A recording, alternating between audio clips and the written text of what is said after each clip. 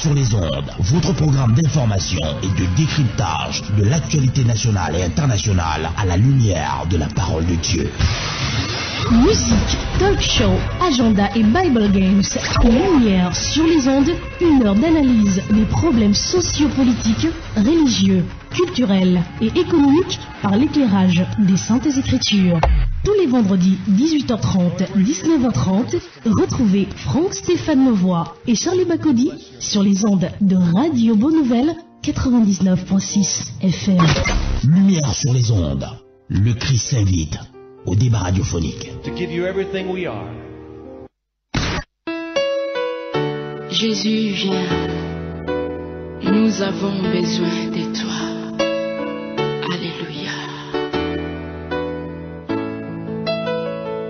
Jésus, viens. Jésus, viens. Nous t'accueillons. Jésus, viens au milieu de nous. Nous t'accueillons. Jésus, viens au milieu de nous. Saint-Esprit, viens. Oui, viens. Nous t'accueillons. Saint-Esprit au milieu de nous. Nous t'accueillons.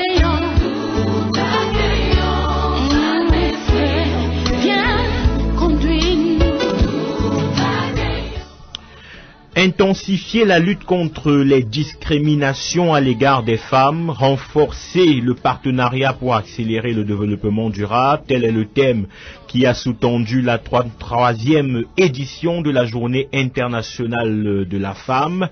Au Cameroun, mesdames et messieurs, comme chaque année, plusieurs activités ont été organisées à cet effet, conférences, débats, défilés, danses et autres.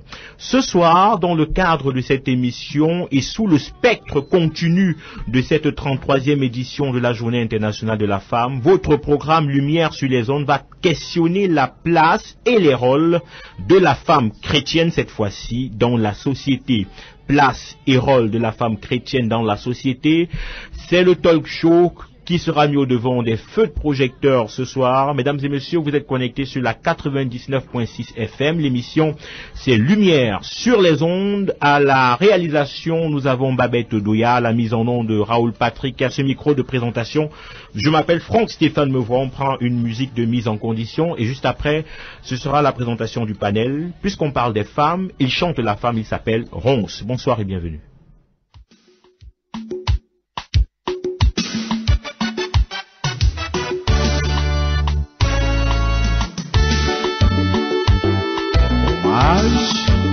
À la femme.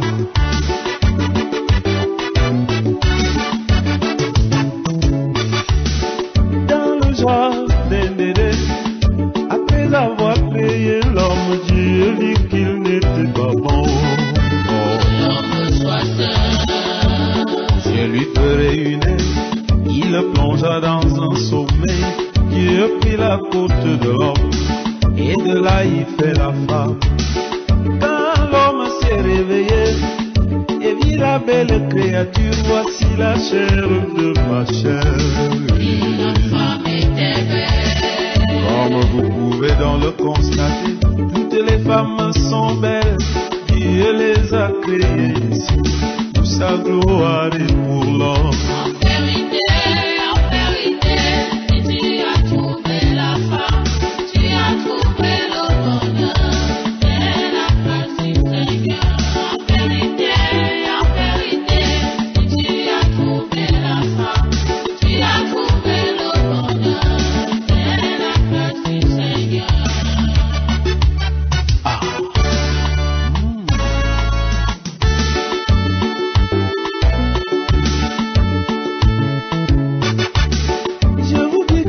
Pas que le physique, mais aussi des vertus. Dieu leur a donné des choses pour le plus grand bien de l'homme. Elles savent supporter. Elles savent endurer. Elles ont des cœurs magnanimes. Elles savent même aimer. Elles savent conseiller. de nous si les femmes revendiquent l'égalité? Elles ne se sentent pas aimées, encadrées et consultées. Une famille où la femme est heureuse, c'est la bénédiction d'un pays qui respecte la femme. Ce pays connaît le bonheur. Souvenez-vous au jardin d'Éden, Dieu a dit à la femme, tu écraseras la tête du serpent qui symbolise Satan. Ma famille sera donc heureuse, mon pays dans le bonheur. L'Afrique même verra la lumière si la femme joue son rôle. En vérité, tu as trouvé la femme, tu as trouvé le bonheur, c'est la grâce du Seigneur.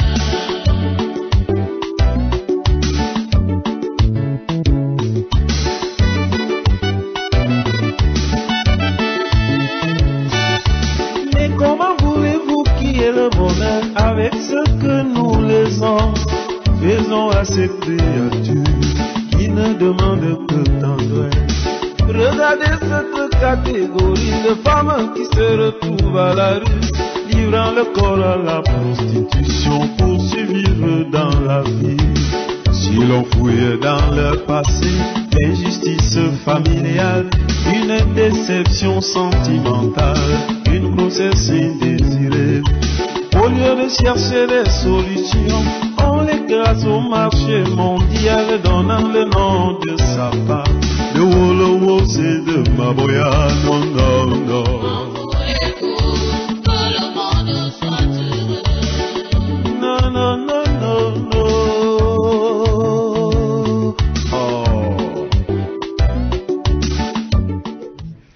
Retour dans ce studio de la 99.6 FM. Mesdames et messieurs, si vous prenez l'émission à présent, vous êtes sur Lumière sur les ondes et ce soir nous parlons d'un thème sur le spectre continu de la journée internationale de la femme qui s'est célébrée hier. C'était la 33e édition sur le thème intensifier la lutte contre les discriminations à l'égard des femmes, renforcer le partenariat pour accélérer le développement durable. Mais ce soir nous parlons dans ce studio de la place et des rôles de la femme chrétienne dans la société.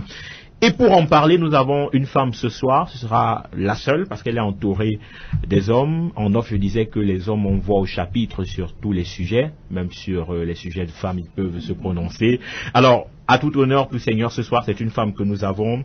Bonsoir Marcel Tanga et bienvenue. Bonsoir Franck Stéphane, bonsoir co-panélistes et bonsoir chers auditeurs et chères auditrices de Radio Bonne Nouvelle. C'est toujours un privilège de venir à la radio et partager ce que le Seigneur nous a appris dans sa grâce. Alors peut-être un peu en différé, bonne fête des femmes, Marcel. Vous n'y répondez pas. Ok. Non mais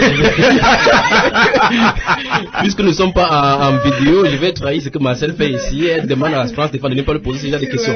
On aimerait comprendre pourquoi elle ne veut pas répondre. Bon, elle va peut-être nous dire ça. C'est une question qu'on va lui poser durant l'émission. Pourquoi je lui dis bonne fête des femmes et elle reste... C'est la seule femme du studio. En tout cas, j'espère qu'elle ne sera pas intimidée. Elle ne va pas se laisser intimider par les deux hommes qu'elle a en face d'elle. Élie Bertrand Tchabda, je ne vous avais pas donné la parole, mais on sait déjà que vous êtes là. Bonsoir. Oui, c'est la joie, la convivialité qui est dans le studio qui m'a imposé. Bonsoir, bonsoir à tous les auditeurs les auditeurs et les auditrices des Lumières sur les ondes, en particulier des radios, Radio Bonne Nouvelle en général, et bonsoir aux copanélistes, à tous ceux qui nous écoutent ici, au pays et ailleurs, dans tous les cieux où Radio Bonne Nouvelle est diffusée. Prophète Abega, vous également, vous êtes là ce soir. Bonsoir et bienvenue. Merci Franck Stéphane. Bonsoir à tous les auditeurs de la radio Bonne Nouvelle. Ça fait un moment. Oui. Et je suis heureux d'être là. Alors, on a hier, on a célébré avec la communauté internationale, la journée internationale des femmes, avec un thème qui parle de la discrimination qui est faite à l'égard des femmes. Prophète Abega, vous connaissez des femmes qui sont discriminées sur le plan social, sur le plan professionnel et même, pourquoi pas, sur le plan religieux? Vous en connaissez? Bon, j'en connais, mais peut-être je ne vais pas citer ici les noms. Bon, j'en connais qui se sentent discriminés. Ok.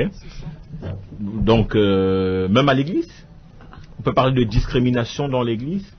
Là, je ne sais pas, mais moi je n'en connais pas particulièrement à l'église. Alors Marcel, c'est un thème que vous avez certainement, dont vous avez eu vent, même si vous ne nous avez pas encore dit si vous célébrez la Journée internationale de la femme, et que vous évoque ce thème: intensifier la lutte contre les discriminations à l'égard des femmes, renforcer le partenariat pour accélérer le développement durable. Je dirais que c'est un thème qui part d'un agenda global. On a l'habitude de prendre des choses en superficie, on nous donne un beau thème, mais on ne sait pas toute la philosophie qui est derrière. Renforcer la lutte. Est-ce que moi, femme, je suis en lutte? Je ne suis pas en lutte, donc est-ce que les femmes m'excusent? Que celles qui ont défendu le thème m'excusent? Mais je ne me reconnais pas dans ce thème parce que je pense qu'il y a un agenda qui est plus profond que ce qu'on présente aux femmes. Mais est-ce que celles qui sont discriminées ne sont pas en perpétuelle quête de rétablissement de l'ordre, de l'équité? Est-ce qu'à ce niveau, pour elles, on ne pourrait pas parler d'une lutte acharnée pour que l'équilibre revienne? Malheureusement, c'est comme les slogans politiques. On vous présente un slogan, mais l'agenda est tout autre. Donc malheureusement, ce que je décris dans ce qui se passe dans le monde, c'est qu'on utilise la souffrance de certaines personnes pour faire passer des idéologies qui ne sont pas celles qui sont visibles par tous. Ok. C'est une femme qui parle, on l'aura très bien compris. Elie Bertrand Tchabdavou également, témoin de cette 33e édition de la Journée internationale de la femme. Un thème quand même assez évocateur.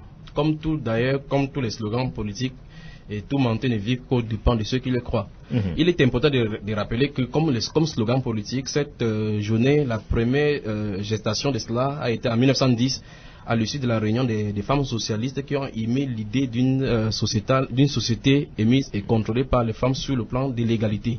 C'est ce qui veut dire que dès le départ, et si on entre dans l'historicité de cette fête de 8 mars, qui plus tard en 1977, à l'issue de la grève ouvrière, dont les revendications féministes vont être entérimées par les Nations Unies et entérimées par l'UNESCO comme étant la journée internationale de la femme. Donc il faut, comme la sœur Marcel est en train de le signifier, il faut qu'avant que chaque personne, puisque nous parlons aux chrétiens qui nous écoutent, chaque personne puisse entrer derrière une idéologie, puisse comprendre la source et le pourquoi des choses. Sinon, on sera entraîné dans les effets de ce monde-ci, croyant, puisque dès le départ, le diable ne viendra jamais présenter comme un thème comme « venez me servir ». Mais en toile de fond se trouve de la rébellion. Et quand il y a de la rébellion, on est contre le Seigneur. Donc, quand vous parlez de discrimination, toute personne est discriminée. Il y a des gens qui sont courts en taille comme moi. Aimeraient certainement être d'une grande taille. D'autres personnes qui sont assez grasses et qui aimeraient être réduites. Vous voyez qu'il y a des discriminations partout. Il y a des gens qui n'ont pas de véhicule, d'autres qui en ont, ainsi de suite. Il y a des discriminations partout. On ne doit pas essayer le chaque fois pour commencer à laisser les gens contre la loi de Dieu en prétextant les discriminations. Alors, donc, en fait, la société humaine est couronnée toujours de l'injustice. Et l'injustice, il y en a partout. Alors, est-ce que vous êtes en train de dire, est-ce que les femmes n'ont pas droit à la revendication? Il faut donc regarder l'origine. Il y a la distribution divine des rôles tels que déterminés par la loi de Dieu. La loi de Dieu ne souffre d'aucune contestation et d'aucune interprétation. Et si Dieu a donné des lois par rapport à la nature, par rapport à la création, c'est à Dieu d'interpréter. Aucun être humain, fût-il philosophe sur la terre, ne doit venir dire à Dieu ce qu'il doit faire dans sa loi. Et donc, vous remarquez très attentivement que les singes ne font pas ils ne font pas des grèves pour pouvoir dire qu'on ne peut les chasser. Ce sont les humains qui décident par rapport à la lutte braconienne. Vous verrez en Inde qu'on ne tue pas des souris, on ne tue pas mais jusque-là, les singes ne grèvent pas. C'est toujours nous qui créons des problèmes chez les animaux.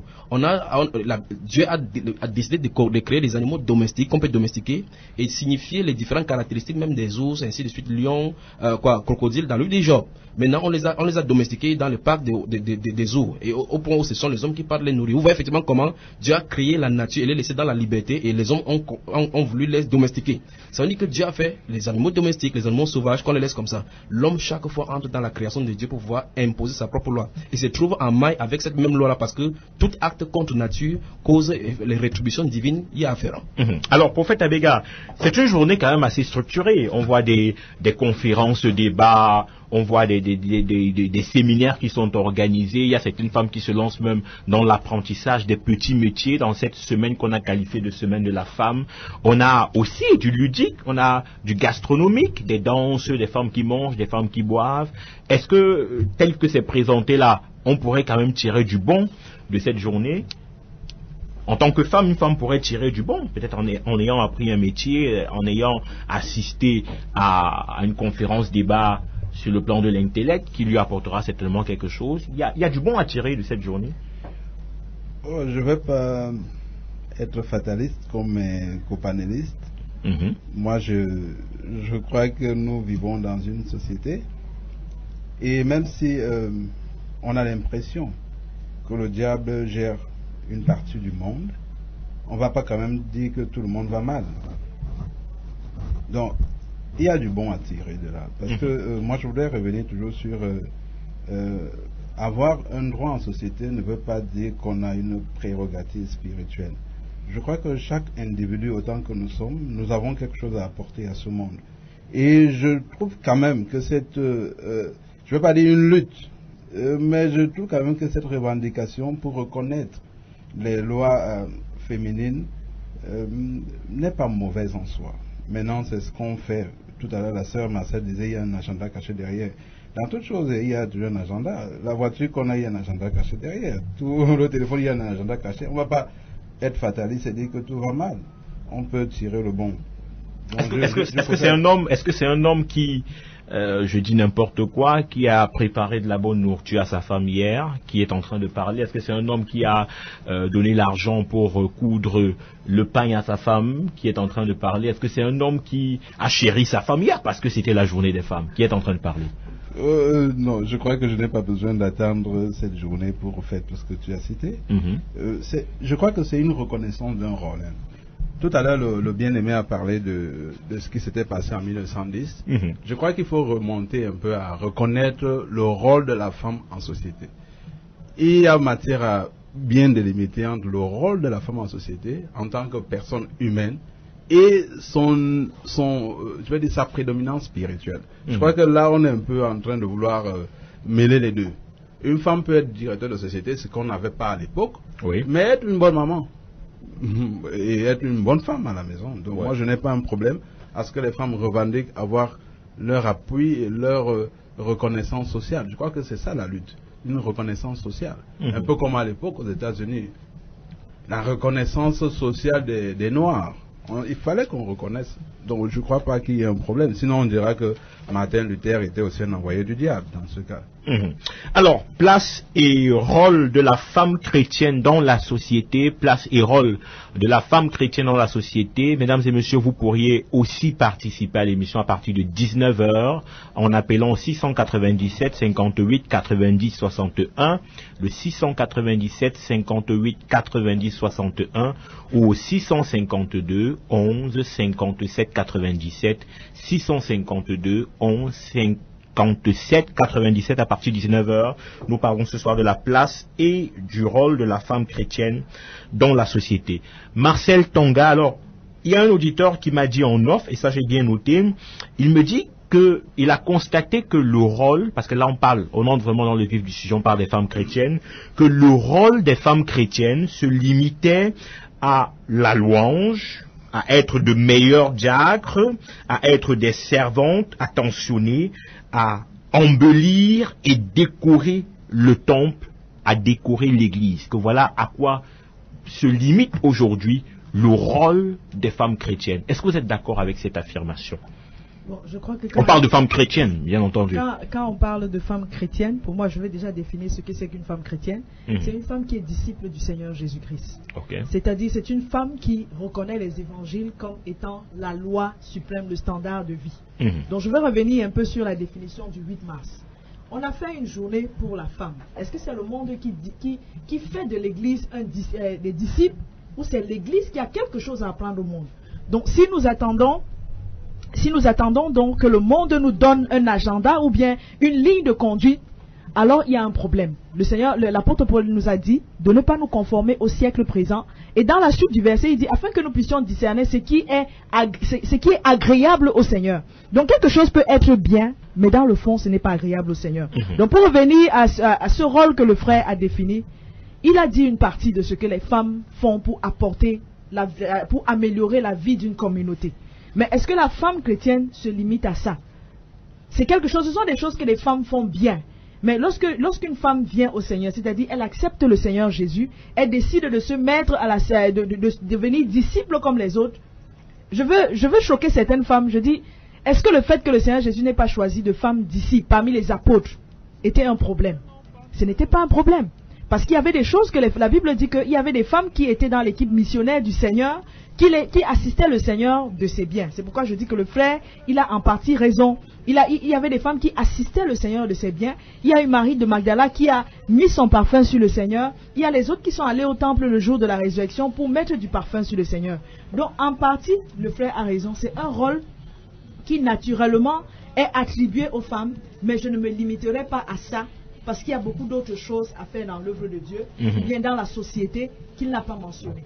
Alors, Élie Bertrand, Tchabda, les femmes aujourd'hui, est-ce que, parce qu'on est chrétienne, on ne peut pas aspirer à être dirigeante d'un parti politique? Est-ce que parce qu'on est chrétienne, on ne peut pas aspirer à poser des actions de changement positif dans la société? Parce que tel que le frère le disait, il constate qu'aujourd'hui, quand on dit qu'on est une femme chrétienne, on va seulement louer dans l'église, on va adorer et on va décorer le temple. Est-ce que ça se limite seulement à ça, alors qu'il y a une société aussi qui peut bénéficier des connaissances même intellectuelles de ces différentes... on est dans l'église ou bien on est dans la société? Non, je parle de la femme chrétienne. Voilà. La femme, je parle de la femme, le rôle de la femme chrétienne. Dans l'église ou dans la société? Dans la société. Okay. Il estime que le rôle de la femme chrétienne dans la société se limite dans cette petite sphère sociale qui s'appelle l'église, ou alors la communauté chrétienne, où elle excelle à la louange, où elle excelle à la décoration, où elle excelle en tant que diaconesse. Eh bien, dans ce cas, j'aimerais poser la question, si elle chante les louanges là-bas dans l'assemblée, qu'est-ce que ça a à voir avec la société?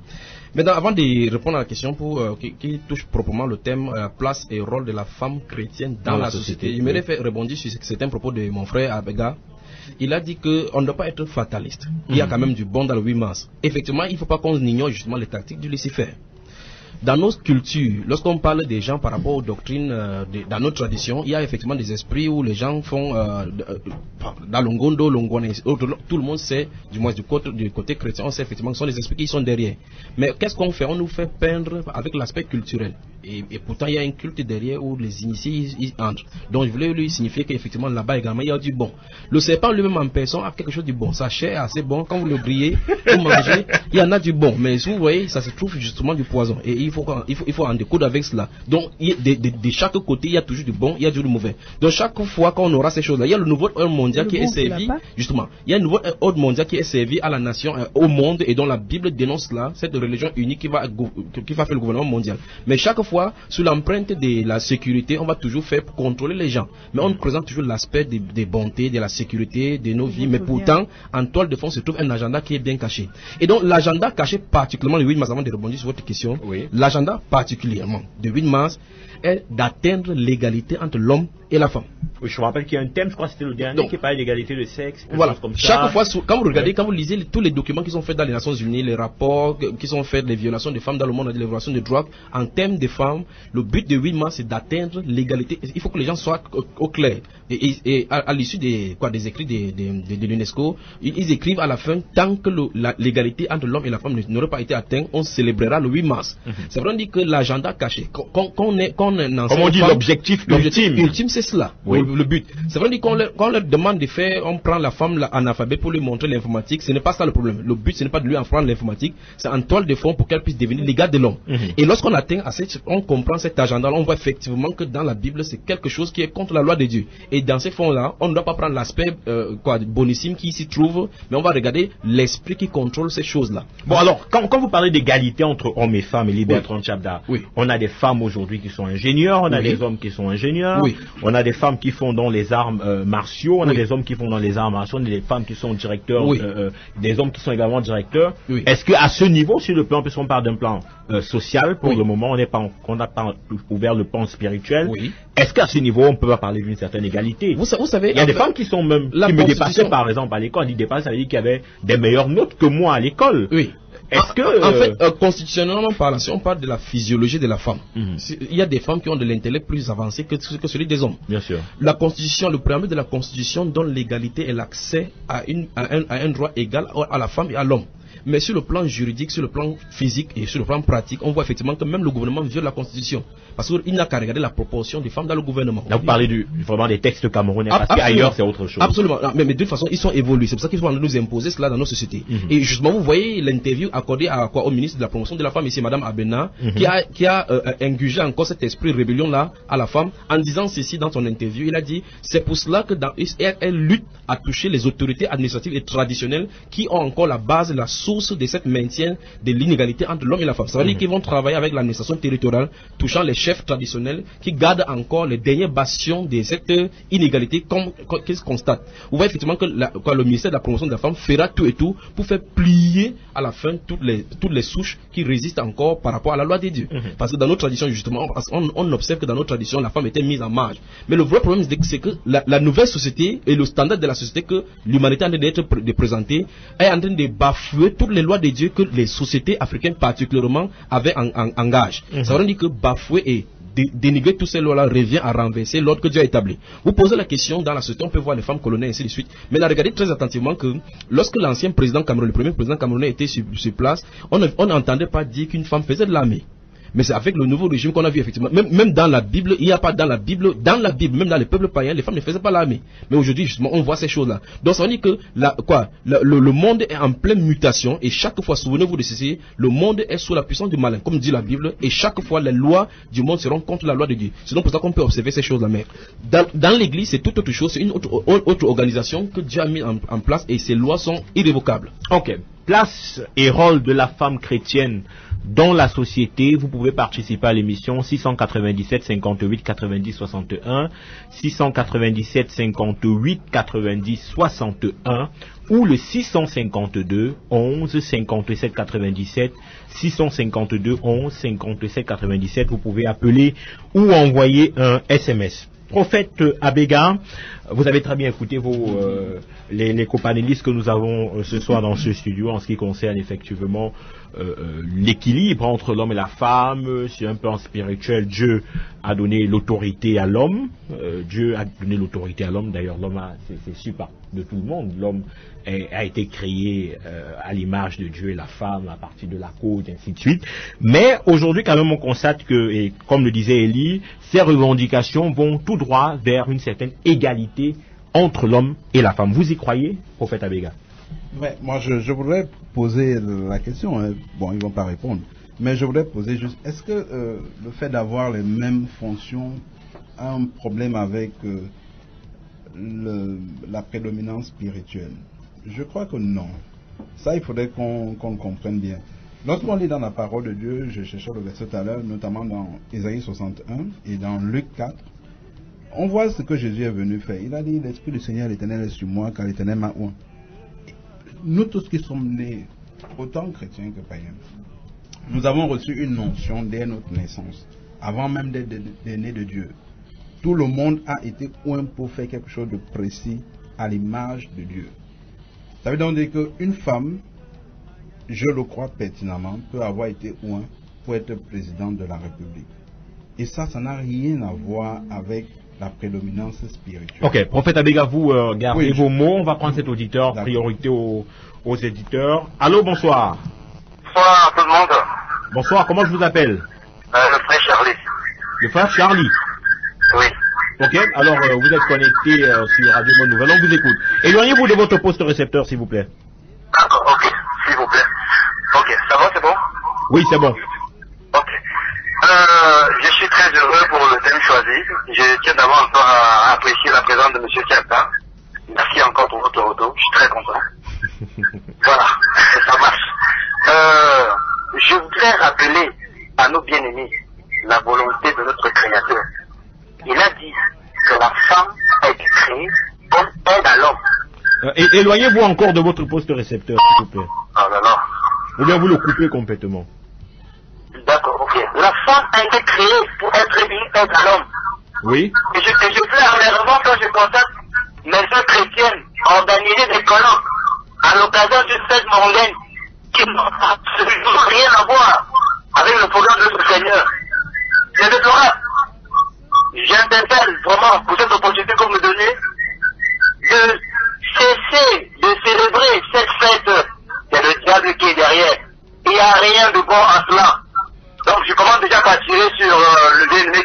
qui est là avec vous, je sais pas tout comment il s'appelle, l'apôtre. Le prophète Abega. Le prophète Abega, qui se permet de dire qu'une femme peut être chef d'État, c'est lamentable. C'est assez lamentable. Mais il ne se permet pas de dire, on a des femmes chefs d'État. Oui, c'est lamentable. C'est une horreur. C'est une horreur, c'est une tragédie en fait. C'est une erreur de qui? Et tirez pas sur De la communauté. De la communauté. Ils ont tourné le dos à Dieu. Donc, on ne peut pas accepter qu'une femme prenne une peine de devant, c'est pas possible. Frère Charlie, permettez-moi de vous relancer. Vous êtes en train de nous dire que, selon le plan de Dieu, une femme ne peut pas être chef d'État, c'est ça? Impossible. Quel peu de rouge. Impossible. Dieu dit dans Genèse chapitre 3, verset 13 à 16, si je ne me trompe pas trop, que la femme est une nègre. Et que veut dire nègre? Et le frère qui a tout à l'heure mentionné qu'au temps d'Aïe, il n'y avait pas de femme dans l'armée. Mais est-ce que là, je vous relance encore, est-ce que là c'est pas dans un contexte précis qui est celui du mariage? Jusqu'à là, ça reste la même chose, mon frère. Vraiment, ça, c'est pas me voir. Votre femme ne m'est pas soumise. Ah, voilà, ça pose encore un problème. Sur moi, c'est ma femme qui paie les factures. Parce que là, je travaille pas pour le moment. Mais je peux pas vous dire. Elle est chrétienne tout comme moi, je ne peux pas vous dire. Elle dit dehors que quoi, qu'un homme qui n'assume pas ses responsabilités n'a rien à dire. Okay. Et vous dites, elle est chrétienne. Ok. Revenons donc. On a très bien compris, les femmes ne peuvent pas gouverner. La célébration du 8 mars est une fête instituée par le diable. Quoi d'autre? Pour terminer, pour chuter. Oui, vraiment, l'homme de Dieu qui est là, qui a un peuple derrière lui, qui prenne conscience de ses paroles. Parce que depuis qu'il a pris la parole, là, je suis complètement meurtrier. Je suis triste. Il ne faut pas être triste. Il faut pas être triste. Oh là là, Dieu nous aide, frère. Merci infiniment, frère Charlie. On va. Je compte sur vous pour dire la vérité. Oui, il va reprendre directement le micro juste après vous pour continuer son développement. Merci bien. Oui. Alors, on retourne dans ce studio. Prophète Abega, vous étiez en train de développer. Allons-y, peut-être vous diriez un mot à l'endroit de frère Charles qui venait de parler. Juste dire à Charlie, ça veut dire qu'il a une hérésie, puisqu'il mange la nourriture que sa femme apporte. Il faudrait qu'il se repente. Parce que là, sa femme gère la maison. Ok, pour continuer, je disais donc que lorsque nous voyons dans la Bible, dans Ésaïe 61 et Luc 4, la Bible dit, Jésus disait, l'Esprit du Seigneur l'Éternel est sur moi, car l'Éternel m'a oint. Avant que nous ne naissions, on est homme dans la nature physique, on n'est pas homme dans l'esprit. Avant que nous ne naissions, nous sommes d'abord des esprits. Et en tant qu'esprit, Dieu nous a donné une mandature, autant païen que chrétien. Chacun est oint pour quelque chose de bien précis. Paul Biya est président parce qu'il a été oint pour être président. Personne ne peut... Tu ne peux pas être président comme lui. Tu as reçu une mandature. C'est pourquoi lorsqu'on est dans Romains 12, Paul dit que celui qui gouverne, que celui qui préside, que celui qui donne, chacun a reçu quelque chose de bien précis devant Dieu. Donc, cette reconnaissance maintenant de ce que la femme également a quelque chose à apporter dans la société, j'ai dit, ce n'est pas une mauvaise chose. Maintenant, il peut y avoir un agenda derrière. Parce que qu'on ne me dise pas, vous avez déjà vu un esprit féminin? Il n'y a pas d'esprit féminin, nous, comme les anges. C'est pourquoi la Bible dit que nous sommes... Ce serait chercher le sexe de l'ange. Voilà. Donc, nous avons, avant que nous naissions dans notre corps physique, nous sommes nés en Dieu. Nous, en tant que nés de Dieu, nous avons reçu un mandat. Maintenant, quand nous venons dans le Seigneur Jésus, nous avons donc l'onction du Saint-Esprit pour faire cela exactement. Parce que la Bible dit, car l'Esprit du Seigneur l'Éternel est sur moi. Il dit, l'Esprit de l'Éternel est sur moi, car l'Éternel m'a oint. Pourquoi l'Esprit de Dieu est sur moi? Parce que l'Éternel m'a oint avant que je ne naisse. C'est ça qu'il disait à Jérémie. Jérémie avait été oint avant le ventre de sa mère. Aussi, une femme, un homme, on a été oint avant. Donc c'est pourquoi j'ai dit, une femme peut être directeur général, président général, je n'ai aucun problème. Ok, alors mais qu'est-ce qu'est donc la place de la femme chrétienne dans la société? Évidemment, la place de la femme chrétienne est la place qu'elle doit occuper à partir de l'étude des Écritures. C'est-à-dire sous l'homme? Si, ce n'est pas sa place dans la société. Là-bas, c'est la place par rapport à l'homme. Je pose des questions. Là-bas, il faudrait qu'on comprenne que lorsque Paul dit dans Éphésiens 5, le verset 22, quand il dit à la femme de s'adapter au comportement de l'homme, il ne dit pas son rôle. Il dit par rapport à son comportement. Maintenant, elle a un rôle à jouer dans la société. Allons-y. Par rapport au rôle. Le rôle, elle peut être ce que le Seigneur veut qu'elle soit. Elle peut être gouverneur, elle peut être préfet, elle peut être directeur général, elle peut également être Bayam Selam. pourvu qu'elle le remplisse. Non, c'est pas un rôle social. Même la société a prohibé cela. il faut comprendre que, et Paul le rappelle dans Romains 13 et Romains 14, que le magistrat est là avec son fouet pour prohiber ce qui n'est pas bon. Donc même dans la République, il y a des choses qu'on n'accepte pas. Comme par exemple être prostituée, c'est pas un rôle social. Ça. Ok. Alors, on a une femme justement. Oui, c'est dommage qu'il y ait 2 hommes et il y ait une seule femme, parce que les femmes, on aurait invité une femme âgée, une femme qui a de l'expérience dans le Seigneur, qui aurait parlé sur la base de l'expérience. Donc, c'est ce qui est, donc on va faire avec. Je voudrais rappeler ici que quand on dit une femme chrétienne, c'est-à-dire une femme qui suit le mandat que le Seigneur Jésus a laissé à l'Église. Et quel est le mandat de l'Église? Aller faire de toutes les nations des disciples. C'est-à-dire aller apprendre aux nations à vivre selon le dessein de Dieu. Donc, quel est le rôle de la femme chrétienne dans la société en général? Avant de passer à des métiers de soins et des bayam selam, ça c'est trivial, c'est juste pour gagner le pain. On ne le fait pas nécessairement comme une mission. Mais quelle est la mission? Quelle est la mission de la femme chrétienne dans la société? C'est de participer à côté des hommes à l'expansion du royaume de Dieu. Quel que soit le métier qu'une femme décide d'avoir, à cause des contraintes sociales, parce que certaines femmes font des choses, pas parce que c'est ce qu'elles aiment, mais c'est parce que c'est ce qui est à leur portée. Mais quel que soit le poste qu'une femme occupe pour gagner son pain, il y a le mandat qui est le mandat de l'Église, auquel une femme chrétienne est supposée s'aligner, qui est de faire, c'est-à-dire apprendre aux autres femmes du monde à vivre selon le modèle de Dieu. Donc la femme chrétienne est d'abord une éducatrice. C'est un modèle. Donc le premier rôle d'une femme chrétienne dans une société, où qu'elle se trouve, qu'elle soit Bayam Selam, qu'elle soit directeur général, qu'elle soit cadre, ou bien qu'elle soit missionnaire. Pourquoi on ne parle que des cadres, des missionnaires, des ingénieurs? Il y a aussi des femmes qui sont appelées à être des femmes de prière dans le temple de Dieu. Donc quel que soit le rôle qu'une femme joue, qu'elle garde à l'esprit le mandat, je me tiens avec les hommes, nous avons un seul mandat, nous l'Église de Christ, nous sommes un peuple parmi les peuples, nous sommes une nation parmi les nations. Nous ne sommes pas appelés à suivre l'agenda des nations parce que nous bâtissons un royaume. Donc une femme chrétienne est d'abord éducatrice, elle est conseillère, et où qu'elle se trouve, quel que soit son rôle, j'insiste là-dessus, elle est éducatrice, elle est conseillère et elle est un modèle pour les autres femmes. Ok, c'est très bien compris, éducatrice, conseillère et un modèle pour les autres femmes, et en gros, effectivement, investir également de la mission d'évangélisation pour que la parole de Dieu soit, qu'elle atteigne les extrémités de la terre. Pour que le monde respecte l'ordre divin. Oui, il y a une hiérarchie selon Dieu. Oui. Il y a le Père, il y a le Fils, il y a l'homme, il y a la femme et il y a les enfants.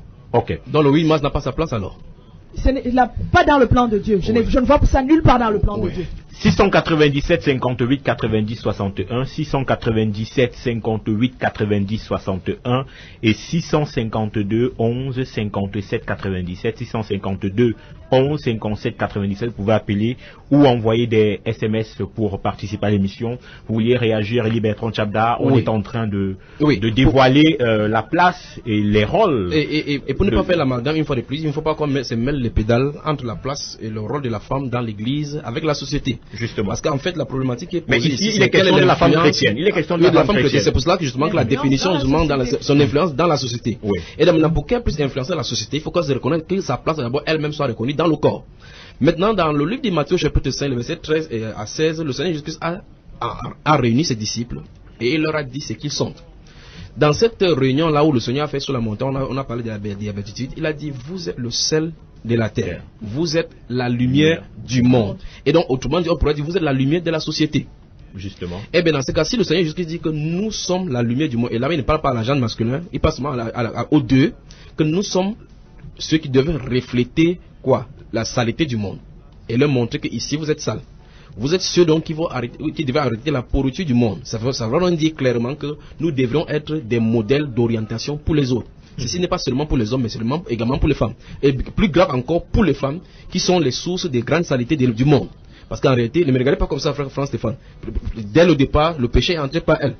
Et donc, ça veut dire qu'elle a une correction. La grâce aussi est venue par elle. Absolument, absolument. La source même de la grâce. Voilà. Ce qu'il veut dire ceci, c'est que comme notre sœur a dit, la femme, elle doit faire preuve elle doit avoir une mission d'éducatrice et de conseillère.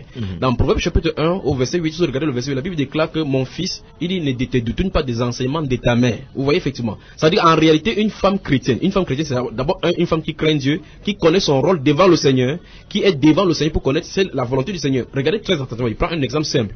La façon dont le monde s'est pourri avec les habillements où les femmes montrent toute leur nudité dehors. Vous voyez effectivement qu'une femme chrétienne doit être différente par rapport à la couverture de son corps pour montrer effectivement que son corps est le temple du Saint-Esprit. On ne doit pas être le reflet du monde. Mais aujourd'hui, vous voyez effectivement ces mêmes choses-là ont été copiées dans l'église au point où maintenant on ne sait plus effectivement, quand vous voyez même quelqu'un, on ne peut pas savoir de quoi il est question.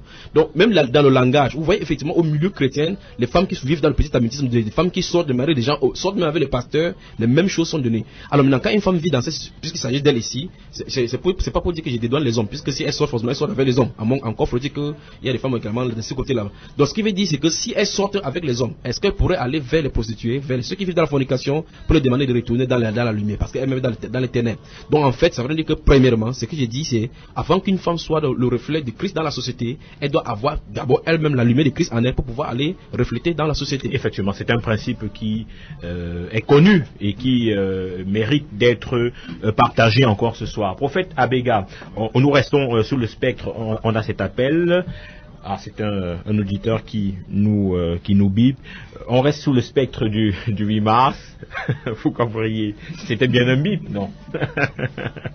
Alors, on reste sous le spectre du 8 mars avec vous. Est-ce que, au regard des différents rôles qui ont été dressés ici par les copanélistes, une femme chrétienne ne peut-elle pas user de ce moment de grand rassemblement des femmes pour effectivement être cette conseillère, pour effectivement être celle-là qui sensibilise? On va d'abord prendre cet auditeur. Allô, bonsoir. À l'auditeur qui nous appelle, vous vous éloignez ou vous coupez complètement votre poste récepteur, sinon on risquera de ne pas s'entendre. Donc vous coupez votre poste récepteur et vous nous relancez. Donc est-ce que c'est pas un moyen pour effectivement être cette conseillère auprès des autres, celle-là qui véhicule le message d'évangile de Christ pendant ces moments de grand rassemblement? Est-ce que c'est pas un moyen d'utiliser cette fête pour prêcher Jésus-Christ? Je crois que c'est ce que j'ai commencé à dire depuis. Je vous ai dit que moi, je ne vois je ne vois pas tout le mal dans la fête du 8 mars. Il faut toujours, il faut bien toujours comprendre entre notre rôle spirituel en tant que celle de la terre, également notre rôle social aussi en tant que celle de la terre. Une femme qui a reçu mandat de Dieu de commencer une entreprise et qui se confine dans son assemblée à simplement prier, est-ce qu'elle n'aura pas raté de manière sociale? Mais ça ne se fait même pas. Non, il y en a. Puisqu'on a refusé qu'elle parle depuis.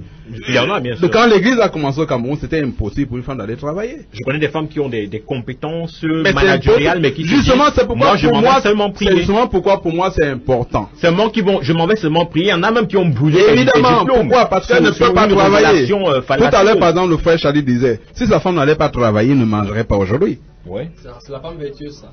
Non. Son mari à la porte. Non, mais son mari se tient à la porte et il nous appelle et oui, mais lui il fait quoi? Mais lui il fait quoi? Lui il va devant le Seigneur, mais la question n'est pas de savoir si les femmes travaillent ou pas. Ouais, ça c'est clair. Stéphane, s'il te plaît. Oui. Je voulais dire qu'il va devant le Seigneur, il aura un manquant parce qu'il a été inutile. Alors je voulais donc dire que pour cette femme par exemple qui a une compétence de commencer une entreprise mais qui se confine à aller prier parce que son pasteur lui a dit que la femme ne doit pas faire ci, ne doit pas faire cela, devant le Seigneur elle va répondre parce qu'on a juste gardé cette idée un peu comme tout à l'heure la sœur Marcel disait, elle le sel de la terre. Ça veut dire quoi être le sel de la terre? Ça ne veut pas seulement dire prier. On fait comment est-ce qu'on peut faire Moi je travaille hein. Non, je sais. Attends, il y a à voir un peu ton apparence, je sais. Donc, c'était une parenthèse.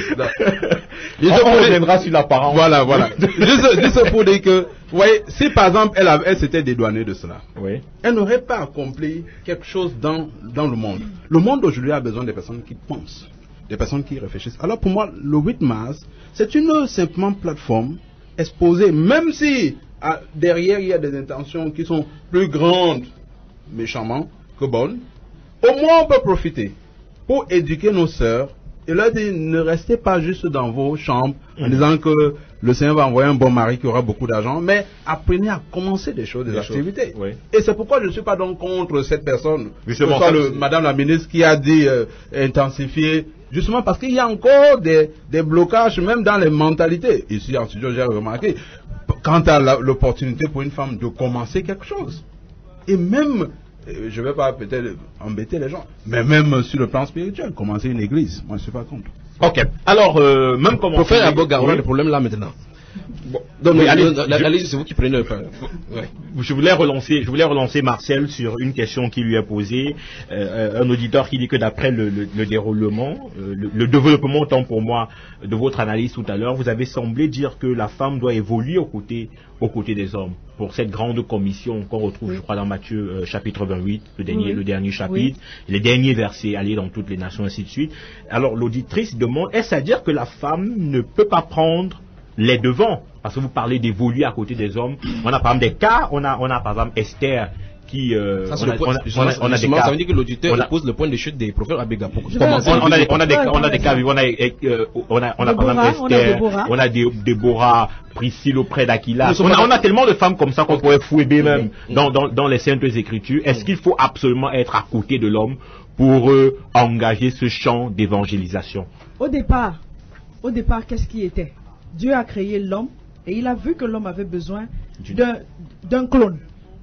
C'est comme si on a fait un clone de l'homme. Donc on a pris une cellule de l'homme et le Seigneur a pris une cellule de l'homme. C'est en fait le phénomène du clonage qui a été fait. Donc Dieu a dupliqué la création à partir de la côte. Il n'a pas pris un autre matériau. Donc il a pris le matériau originel de l'homme pour que la femme soit un complément ou bien une aide quand vous lisez les commentaires, c'est-à-dire qu'elle se tienne à côté de lui pour l'aider à accomplir la mission que Dieu lui avait déjà donnée et pour qu'ils travaillent ensemble. Il n'y a pas de femme sans homme. Ce n'est pas possible. Dieu a voulu que ce soit comme ça dès le début et il a créé l'homme et puis il a créé la femme pour travailler avec l'homme. Donc pensez à un monde où les femmes deviennent indépendantes. Nous l'avons vu dans le jardin d'Éden. Eve a été indépendante à un moment donné. Qu'est-ce que ça a donné? Aujourd'hui, nous voyons dans l'église des femmes qui se lèvent de façon indépendante et qui font des choses. Vous savez combien de désordre il y a dans l'église à cause juste des femmes qui ont décidé d'être indépendantes? Je ne suis pas pour l'indépendance des femmes. Je ne le suis pas simplement parce que la parole de Dieu n'encourage pas les femmes à être indépendantes. Vous savez, dans l'Ancien Testament, je ne connais pas bien la référence, vous savez que quand une femme faisait un vœu, son père avait le pouvoir d'annuler le vœu, son mari avait le pouvoir d'annuler le vœu. C'est Dieu qui l'avait institué comme ça. Exact. Donc les femmes, il n'y a pas de femmes sans hommes. Quel est ce monde qu'on veut créer où les femmes deviennent des hommes, où il n'y a pas d'hommes? Et je ne sais pas, on diminue même la valeur de l'homme. Et les femmes vont se demander pourquoi elles appellent leurs hommes bébés et ils commencent à se comporter comme des bébés. Pourquoi ils le font? Parce que vous avez pris la place masculine. Il n'y a plus de place masculine auprès de vous. Soyez des femmes et les hommes seront des hommes. Donc il n'y a pas d'église pour les femmes. C'est-à-dire on crée une société de femmes.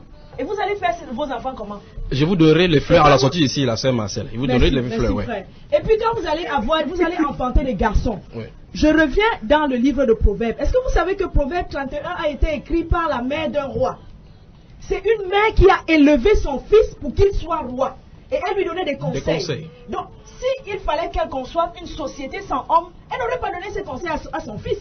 Elle aurait dit, mon fils, tu es un homme, moi je suis une maman, je sais ce que je veux que tu fasses, je peux le faire à ta place. Donc, juste cette façon de penser a créé trop de désordre dans les églises. On m'a demandé, j'ai vu une discussion sur les réseaux sociaux hier. Il y a un frère, il y a quelques jours, le frère demandait, est-ce qu'une femme peut baptiser? J'ai dit, mais on peut dire oui, mais je prends un exemple simple.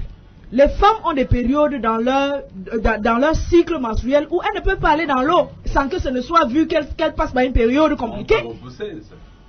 Donc, est-ce qu'on va repousser le baptême? Ou bien avoir le slip imperméable. Pourquoi? Donc, on va repousser le baptême parce que la femme qui est là et les frères qui sont là, il y a des frères qui sont capables de faire le baptême. On va attendre que cette période passe. pour que madame qui a été instituée, qui est autorité, vienne officier le baptême? Voilà. Ou bien comment on va faire quand une femme va tomber enceinte? Elle est la maman de l'église, elle tombe enceinte, elle a les nausées, un matin elle ne peut pas faire, le culte. Oui. Parce qu'elle ne fait que vomir. On va arrêter le culte parce que maman, pasteur, est enceinte et elle ne peut pas prêcher. Et parce que les hommes qui sont là ne sont pas capables de tenir cet office. Arrêtons un peu le désordre dans la maison du Seigneur. Voilà. Deuxième fleur à la sortie d'ici. Et Bertrand, vous êtes pas fleuriste. Non. Bon, oui. Il faut apprécier lorsqu'il faut apprécier. Ok. Non, le prophète avait parlé.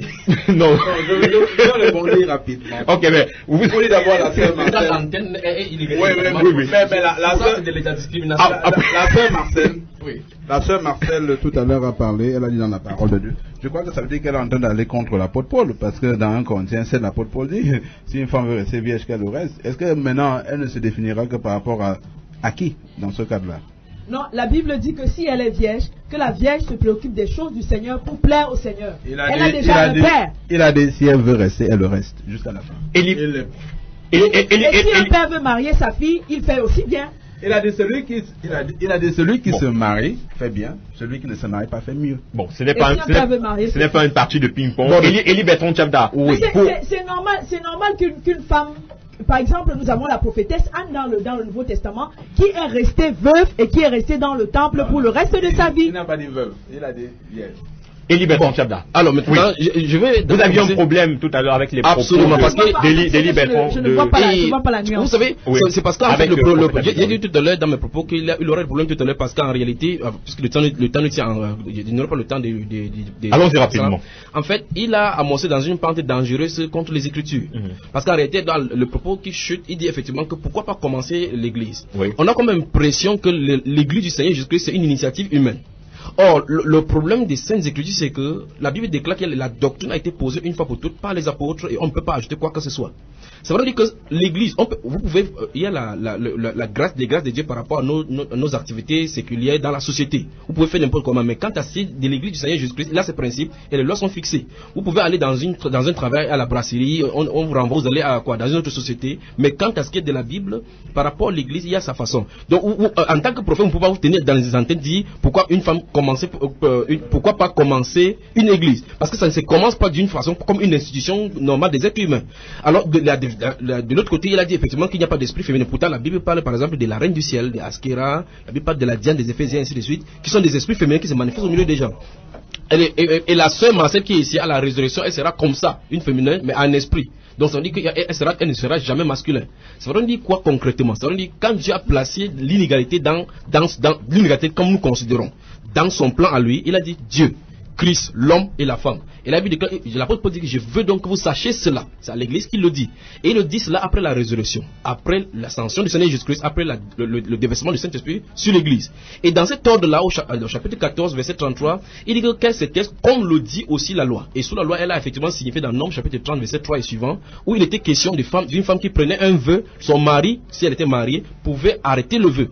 Si il ne disait rien, il se taisait, il entérimait le vœu. Et le parent, si la fille était encore sous l'autorité de son parent. Donc on voit effectivement que dans l'autorisation de Dieu et dans son autorité, dans son gouvernement, la femme a été toujours sous protection. D'abord, j'aime le mot protection. Sous protection, c'est-à-dire d'abord sous la protection de son parent, puis quand elle se soustrait de cette protection, donc de cette autorité, quand il va chez son mari, elle est sous la protection de son mari. Ça n'a pas changé depuis la Genèse. Donc il faut qu'on fasse attention. Et donc cette position que Dieu a donnée n'est pas une inégalité, c'est ça le problème. C'est dans l'ordre, dans le gouvernement. Vous ne pouvez pas faire que dans tout le pays, tout le monde soit chef d'État. Il y a un chef d'État. On a même l'impression quand on a un mari qui a compris la chose divine, c'est même avantageux. Exactement. Parce que chacun joue son rôle à la maison. C'est tout simplement même plus avantageux. Effectivement. Justement, parce que dans la société, chaque personne qui joue son rôle et puis la société est en cohésion. Et le monde nous a fait croire que la séparation des rôles et la hiérarchie de Dieu posait un problème à la personne qui est en bas. Pourquoi le Seigneur Jésus ne se rebelle pas contre le Père si être en dessous du Père est un problème? Nous devons prendre le modèle du Seigneur Jésus et comprendre que la place que Dieu a donnée à la femme n'est pas une place de lésée.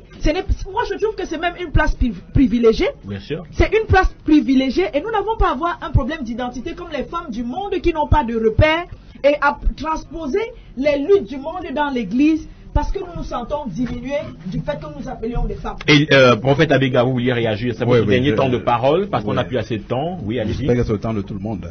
Vous avez parlé quand même. Non. Allez-y. On n'égrène pas. Je voudrais dire à la sœur Marcel, et puis je vais revenir rebondir sur ce que le bien-aimé... Rapidement, en une minute. La sœur Marcel tout à l'heure, bon, je ne vais pas dévoiler ici, mais j'aimerais savoir sur quelle protection maintenant elle évolue dans la société. Mon père est pasteur. Non, ça ne veut rien dire. Ça veut, parce elle a dit non, je ne veux pas je ne veux pas décider. Je dis socialement, elle répond à qui? C'est une femme mariée, elle répond à qui? Donc, moi, je voudrais qu'on... Je suis la fille de quelqu'un. Non, elle est on évolue.